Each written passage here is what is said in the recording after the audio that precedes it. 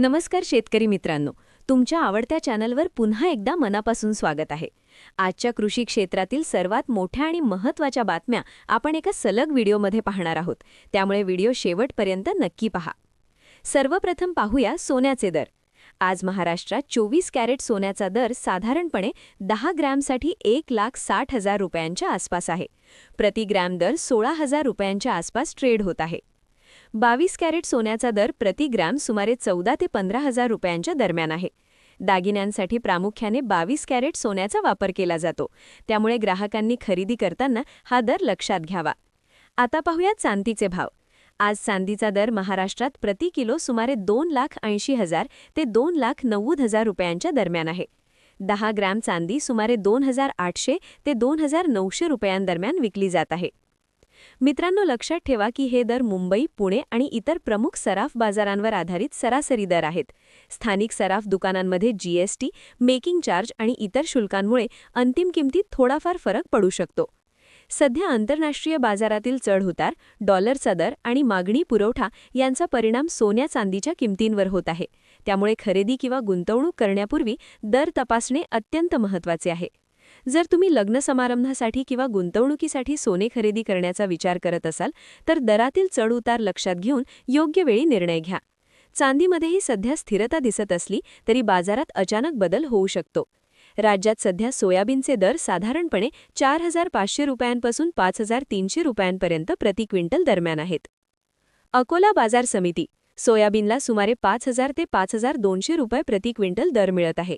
कोपरगाव, अहमदनगर येथे दर 4,900 ते 5,200 रुपयांच्या आसपास आहेत. माजलगाव, बीड 4,300 ते 5,200 रुपये दरम्यान व्यवहार होत आहेत. मलकापूर, बुलढाणा येथे 4,700 ते 5,200 रुपये दर मिळतोय. नंदगाव, नाशिक उच्च प्रतीच्या सोयाबीनला सुमारे 5,100 ते 5,200 रुपये दर मिळताना दिसत आहे. आता पाहूया कांद्याचे बाजारभाव. सध्या कांद्याच्या दरात चढउतार सुरू आहेत आणि काही ठिकाणी घसरणही दिसत आहे. लासलगाव बाजार समिती. कांद्याचे दर साधारण 600 ते 900 रुपये प्रति क्विंटल. पुणे बाजार समिती. 400 ते 1,400 रुपये दरम्यान व्यवहार. नाशिक बाजार समिती. 700 ते 1,000 रुपये दर मिळतायत. सोलापूर बाजार समिती. 600 ते 950 रुपये दरम्यान व्यवहार. अहमदनगर बाजार समिती. 650 ते 1,000 रुपये दरम्यान व्यवहार होत आहेत. राज्यात प्रकल्पांसाठी खासगी जमिनीचे भूसंपादन करताना मूल्यांकन प्रक्रियेला मोठा विलंब होत असल्यामुळे प्रकल्पांचा खर्च वाढत होता आणि कामे लांबत होती. ही बाब लक्षात घेऊन राज्य शासनाने 2013च्या भूसंपादन कायद्यानुसार नवी मूल्यांकन समिती गठीत केली आहे. आता मोजणी पूर्ण झाल्यानंतर फक्त एका आठवड्यात झाडे, पिके आणि इतर मालमत्तेचे मूल्यांकन पूर्ण केले जाणार आहे. त्यामुळे प्रकल्पांना गती मिळणार आहे. दरम्यान पीएम किसान आणि नमो शेतकरी महासन्मान निधी योजनेबाबत मोठी माहिती समोर आली आहे. कृषी मंत्री दत्तात्रय भरणे यांनी विधानसभेत सांगितले आहे की 2019 नंतर जमीन खरेदी केलेल्या शेतकऱ्यांचाही समावेश व्हावा, यासाठी केंद्र सरकारकडे पाठपुरावा सुरू आहे. निकष बदलण्याबाबत सकारात्मक हालचाली होत असल्याचे त्यांनी स्पष्ट केले. रोजगार हमी योजनेअंतर्गत मजुरांची सुमारे 1,070 कोटी रुपयांची थकबाकी प्रलंबित आहे. केंद्राकडून निधी मिळताच तात्काळ देयके दिली जातील असे सरकारने आश्वासन दिले आहे. आता पाहूया बाजारभावाचा मोठा मुद्दा. राज्यातील प्रमुख कांदा बाजारपेठ लासलगाव कृषी उत्पन्न बाजार समिती येथे कांद्याचे दर मोठ्या प्रमाणात घसरले आहेत. 500 ते 900 रुपयांदरम्यान दर पुकारले गेल्यामुळे संतप्त शेतकऱ्यांनी घोषणाबाजी करत लिलाव बंद पाडले. उत्पादकांमध्ये तीव्र नाराजी पाहायला मिळाली.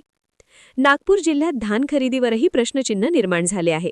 मार्केटिंग फेडरेशनचा लक्षांक पूर्ण झाल्यामुळे नवीन खरेदी थांबवण्यात आली आहे. शेतकऱ्यांची मागणी आहे की अतिरिक्त लक्षांक जाहीर करून सर्व नोंदणीकृत शेतकऱ्यांची हमी भावाने खरेदी करावी. कापूस उत्पादकांसाठीही चिंतेची बातमी आहे. भारतीय कपास निगमकडून कापूस खरेदी लवकरच बंद होणार आहे. अनेक शेतकऱ्यांकडे अजूनही कापूस शिल्लक आहे.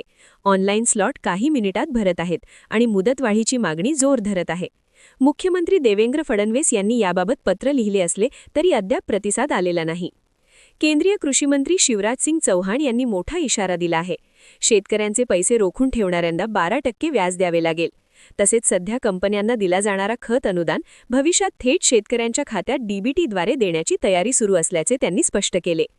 देशभरात 23 लाख टन हरभरा खरेदीस मंजुरी देण्यात आली असून त्यापैकी राज्यासाठी 7.61 लाख टन खरेदी होणार आहे.